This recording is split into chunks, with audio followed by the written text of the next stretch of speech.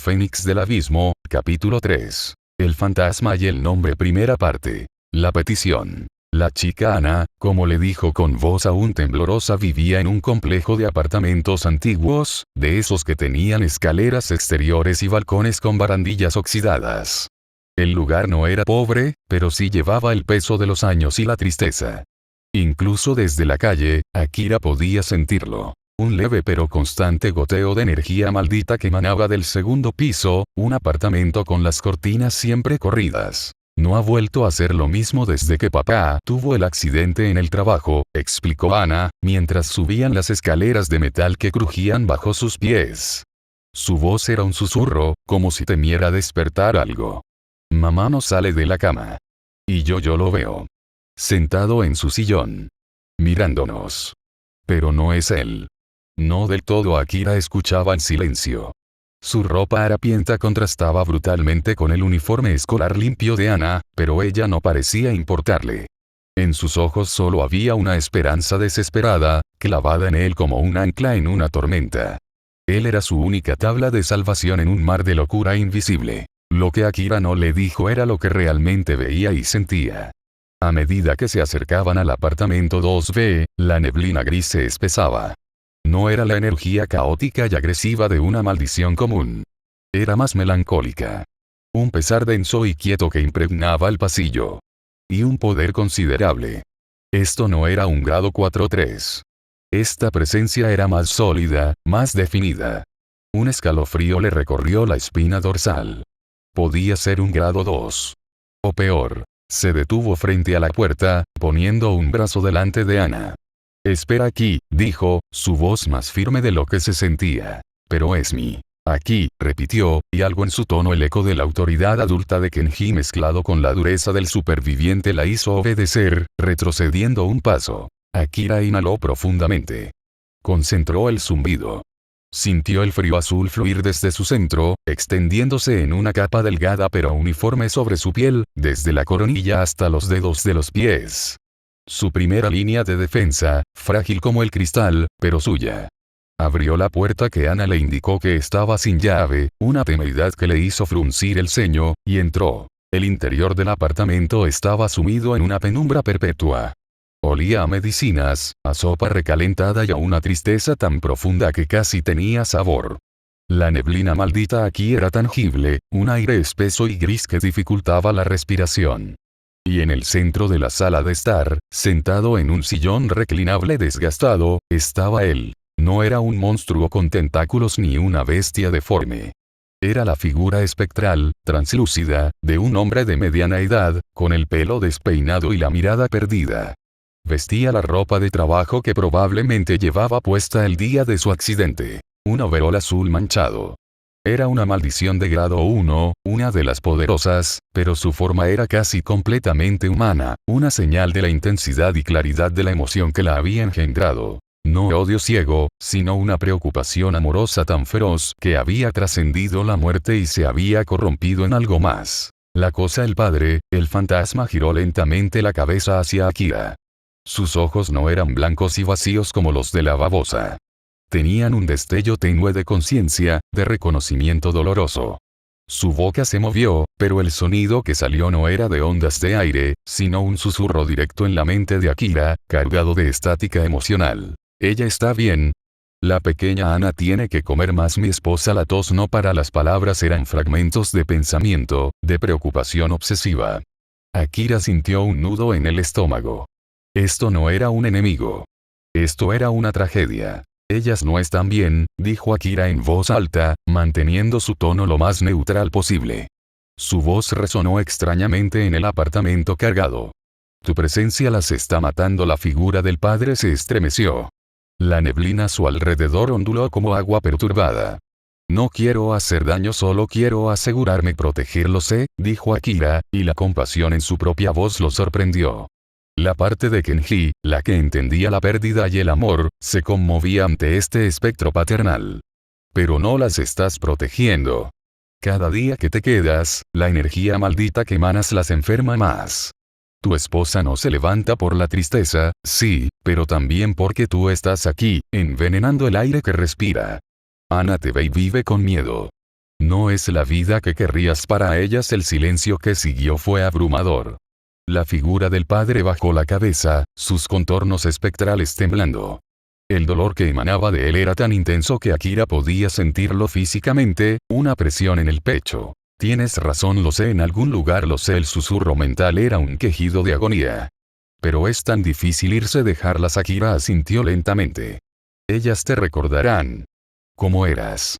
No como esto. La figura alzó la vista nuevamente. Ahora sus ojos espectrales se posaron en Akira con una intensidad distinta. Ya no lo veía como una intrusión, sino como algo más.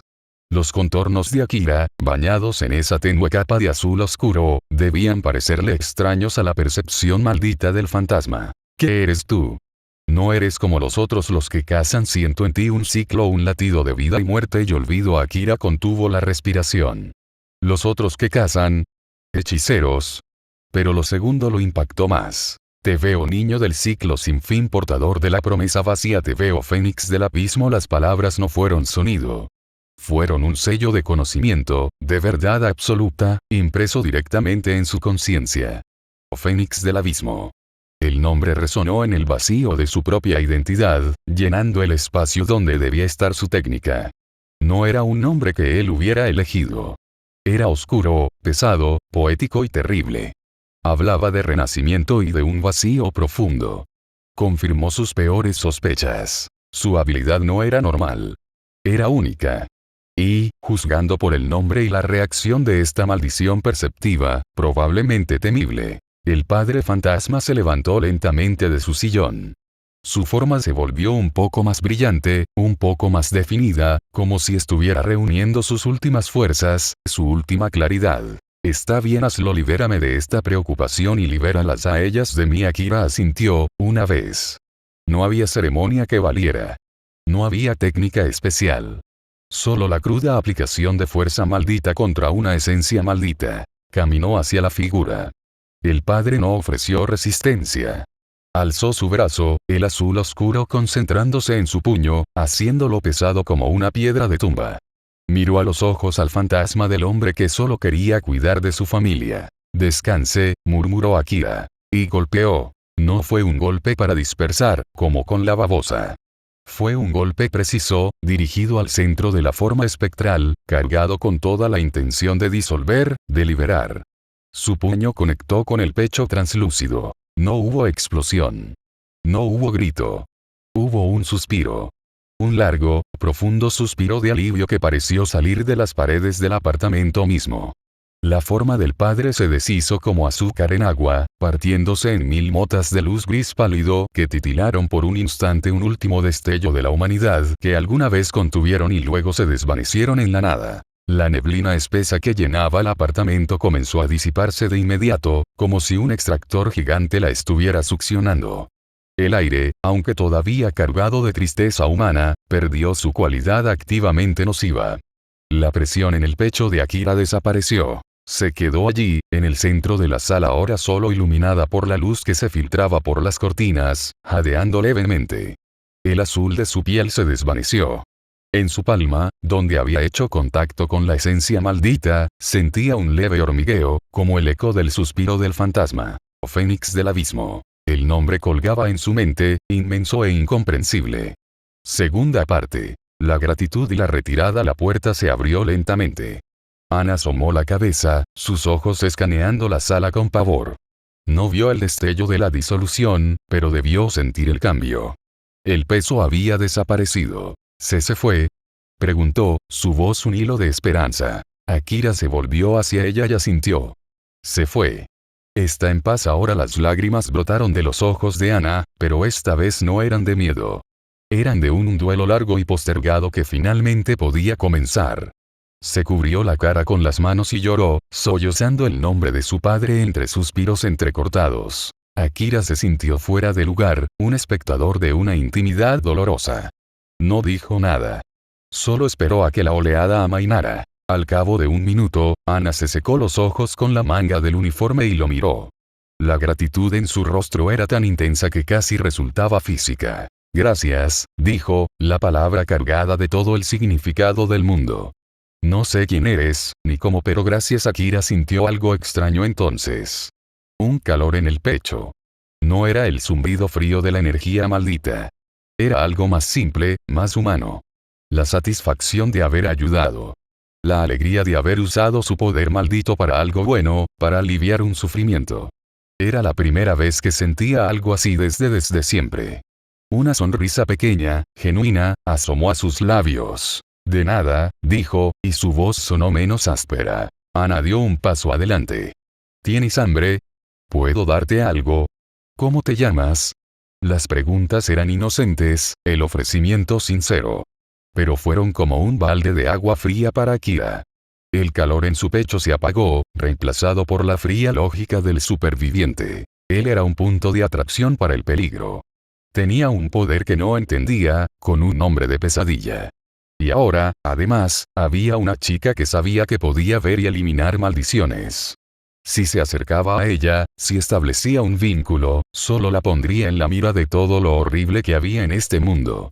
Las maldiciones más fuertes, los hechiceros que sin duda existían, o lo que fuera que había dentro de él, el fénix del que habló el fantasma. No podía. No importaba cuánto anhelara, en algún rincón de su ser fusionado, esa conexión normal, ese agradecimiento cálido. Su camino estaba cubierto de sombras, y arrastrar a alguien más a ellas sería peor que cualquier golpe del orfanato. La sonrisa se desvaneció de su rostro. Su expresión se volvió la máscara neutra, vigilante, que había perfeccionado en las calles. No, dijo, su voz plana de nuevo. No necesito nada. Y mi nombre no importa. La decepción cruzó el rostro de Ana como una nube. Pero te volveré a ver. Akira negó con la cabeza, una vez, definitivo. Es mejor que no. Olvida lo que viste hoy. Enfócate en tu mamá. Ahora podrá mejorar. Antes de que ella pudiera protestar o hacer más preguntas, Akira se dio la vuelta y salió del apartamento. Cerró la puerta suavemente tras de sí, aislándose del calor de la gratitud y del comienzo de un duelo sano. Bajó las escaleras rápidamente, su corazón latiendo con un ritmo contradictorio. Alegría por haber ayudado, por haber sentido esa chispa de calidez. Y tristeza profunda, amarga, por el hombre que había sido y por la conexión que acababa de rechazar. Al salir a la calle, el mundo gris de las maldiciones volvió a rodearlo. Pero ahora, llevaba consigo un nuevo conocimiento, un nombre que era tanto una respuesta como una maldición mayor. Fénix del Abismo. Caminó sin rumbo fijo, alejándose del complejo de apartamentos, dejando atrás a Ana y a su padre difunto. La felicidad por el acto de bondad se enfriaba, transformándose en una determinación más fría y clara. Ahora sabía que su poder tenía un nombre.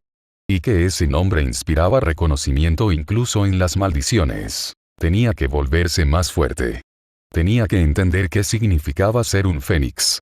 Y, sobre todo, tenía que asegurarse de estar tan lejos como fuera posible de cualquier persona a la que pudiera importarle, cuando el abismo dentro de él despertara por completo. El año de supervivencia básica había terminado. Ahora comenzaba la verdadera preparación para la guerra que sentía, con cada fibra de su ser, que se avecinaba. Fin del capítulo 3. Fénix del Abismo, capítulo 4. El precio de la victoria. Primera parte. El rastreo. El año que siguió a su encuentro con el padre fantasma de Ana fue un año de fría y metódica obsesión.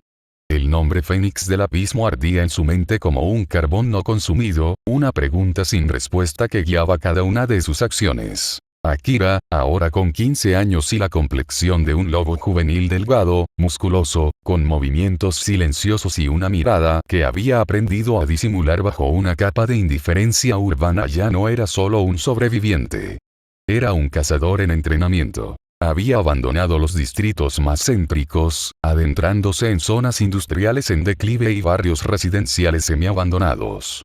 Lugares donde la desesperación y el abandono generaban un caldo de cultivo perfecto para las maldiciones de bajo grado.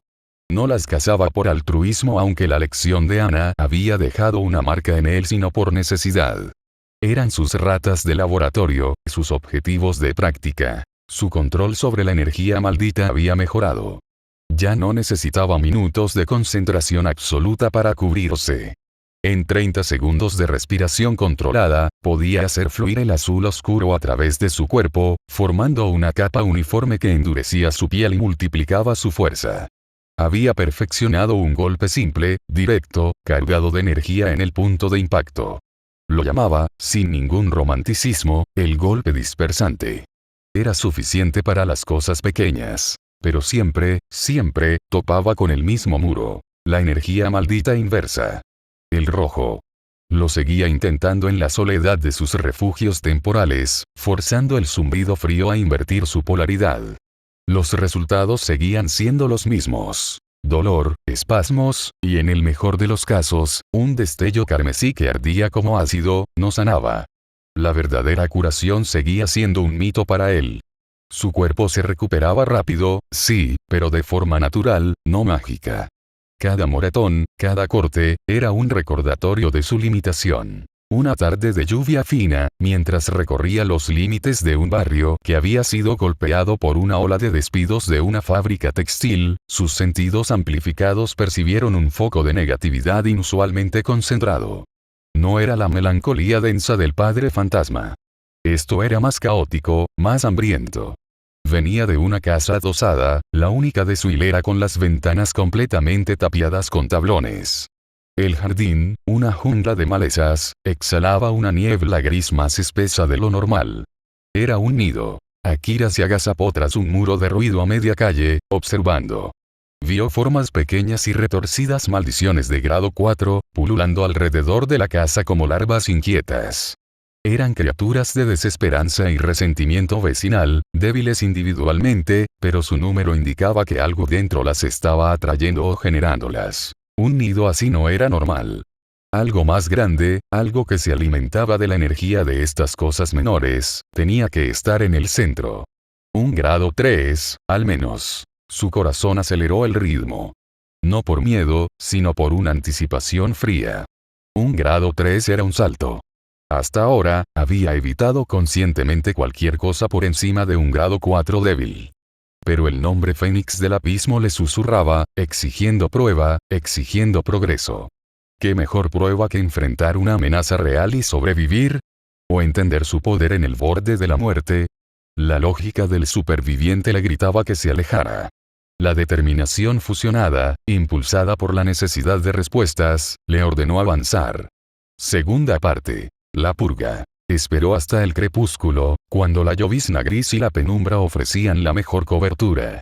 Se acercó a la casa por el jardín trasero, sus pies no haciendo más sonido que el de la lluvia al golpear la maleza. La primera maldición de grado 4 lo detectó. Era una cosa con forma de perro descoyuntado, hecha de sombras y dientes. Se abalanzó desde un arbusto con un chillido rasgado. Akira no se inmutó. Su brazo ya estaba cubierto de azul. Dejó que la cosa saltara, esquivó por un margen milimétrico y, con un movimiento lateral seco, le clavó la mano azul en lo que sería su costado. El golpe dispersante hizo su trabajo. La criatura se deshizo en un chorro de neblina con un sonido ahogado. El ruido atrajo a otras dos. Una reptaba por el suelo como un gusano con pinzas, la otra revoloteaba con alas de trapo. Akira se movió entre ellas con una economía de movimiento brutal. Una patada baja cargada de energía dispersó al gusano. Un golpe de palma al centro del revoloteador lo desintegró. Eran ejercicios de limpieza. No requerían pensamiento, solo ejecución. La puerta trasera estaba podrida y cedió con un empujón reforzado. El interior de la casa era una tumba de polvo, mobiliario destrozado y una oscuridad palpable. La niebla gris aquí era tan espesa que casi limitaba la visión normal. Y el zumbido en su interior resonaba en respuesta, más fuerte, más urgente. Avanzó por un pasillo. Formas diminutas grado 4 casi insignificantes, como cucarachas de energía huían de sus pies. Estaban alimentándose de los restos, pero también estaban siendo dirigidas. Como un enjambre protegiendo a su reina. Al final del pasillo había una puerta entreabierta que daba a lo que debió ser el salón. Desde allí emanaba el núcleo de la negatividad, un frío que iba más allá de la temperatura. Akira empujó la puerta. El salón era un espacio amplio y vacío, salvo por los restos de un sofá y la chimenea tapada. Y en el centro, descansando sobre sus múltiples patas articuladas como las de un insecto gigante, estaba la anfitriona. Era una maldición de grado 3. Su cuerpo central tenía una vaga forma humanoide femenina, pero retorcida, como si hubiera sido estirada y desteñida. De su espalda surgían 6 apéndices largos y afilados, como patas de mantis religiosa, que tamborileaban contra el suelo de madera con un tic-tic-tic inquietante. No tenía rostro, solo un hoyo oscuro en la cabeza, del que emanaba un silbido constante, el sonido de la desesperación convertida en hambre. A su alrededor, el suelo estaba cubierto de los restos evaporados de docenas de grado 4, que ella debía consumir para mantenerse. La cosa giró su cabeza hacia él. El silbido se detuvo por un segundo, reemplazado por un gruñido gutural de reconocimiento. Sintió un depredador. Sintió energía. Akira no esperó. Cubrirse completo. El zumbido respondió, el frío azul fluyó desde su centro, envolviéndolo en su segunda piel energética en cuestión de 20 segundos, su récord personal bajo presión. Se sintió más pesado, más sólido, una estatua de piedra azulada lista para la guerra. La maldición de grado 3 se movió. Fue rápida. Una de sus patas osciló en el aire, cortando hacia su cabeza. Akira se agachó, la osa pasó sobre él y se clavó en la pared, partiendo el yeso. Antes de que pudiera retraerla, Akira cargó. Su puño azul se estrelló contra el cuerpo central de la criatura. El impacto fue distinto. No hubo dispersión. Fue como golpear goma endurecida. La maldición retrocedió, tambaleándose, pero no se dañó seriamente. El gruñido se volvió un chillido de ira. Las otras 5 patas se abalanzaron sobre él en una ráfaga. Lo que siguió fue un baile de muerte. Akira esquivó, rodó, bloqueó con sus brazos reforzados.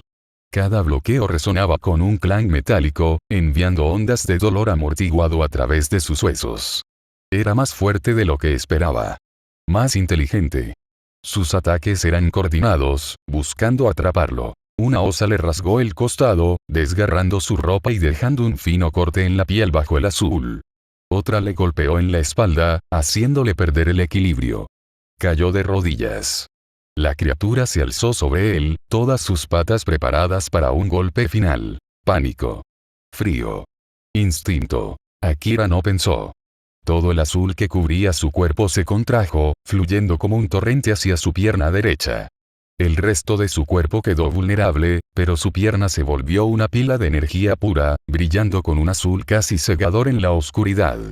Con un grito gutural, pateó hacia arriba, no al cuerpo, sino a la base de una de las patas de apoyo de la criatura. El sonido fue el de un árbol quebrándose. La pata O se rompió en un chasquido seco de energía dispersada. La maldición chilló, un sonido de dolor y sorpresa real, y se desplomó de lado, desequilibrada. Era su chance. Akira se levantó, el azul redistribuyéndose apresuradamente por su cuerpo. Se abalanzó sobre la criatura caída. Su brazo era un martillo. Golpeó una y otra vez el cuerpo retorcido, cada impacto cargado con la intención de dispersar, de destruir. La criatura se debatía, sus patas restantes arañando el suelo y su cuerpo, pero su núcleo estaba siendo martillado. Tras el 5.º golpe, sintió que cedía. La forma empezaba a desestabilizarse, a volverse neblina. Un último golpe. Lo alzó, concentrando todo lo que le quedaba en su puño. Y entonces, la maldición hizo algo inesperado. Dejó de luchar. Su hoyo facial se abrió como un ojo negro y profundo. Y de su interior, en lugar de un chillido, brotó un chorro concentrado de energía maldita pura, del mismo azul oscuro pero vomitado con la fuerza de un cañón, mezclado con toda la intención suicida y de odio final de la criatura. No era un ataque dirigido. Era una explosión de rendición maligna. Un si me voy, te llevo conmigo. Akira no tuvo tiempo de esquivar. No tuvo tiempo de reforzarse. El chorro, del grosor de un tronco, lo golpeó de lleno en el pecho. El mundo se volvió blanco y después negro. Sintió su capa de azul desgarrarse como papel. Sintió sus costillas, las mismas que habían sanado del incidente del parque, las mismas que habían aguantado golpes todo este año, quebrarse, no con un crujido, sino con una detonación sorda dentro de su cuerpo. Sintió sus órganos sacudidos, aplastados. El calor de su propia sangre llenando su boca, su garganta. La fuerza del chorro lo levantó del suelo y lo estampó contra la pared opuesta. Cayó en un montón informe, la espalda contra la madera podrida. Jadeó, tratando de respirar, pero sus pulmones no respondían. Solo un burbujeo húmedo y caliente. Miró hacia el centro de la habitación. La maldición de grado 3 se había desvanecido por completo, su último acto consumado. Él había ganado. Y estaba muriendo. La oscuridad no fue lenta esta vez. Fue un muro que se alzó rápido, arrasando con el dolor, con el sonido de la lluvia afuera, con el sabor a hierro en su boca. Por un instante, antes de que la nada lo reclamara, una parte tranquila y observadora de su mente, el último remanente de Kenji, quizás tomó nota. Ah. Así se siente. La segunda vez. Luego, el vacío. Fin del capítulo 4.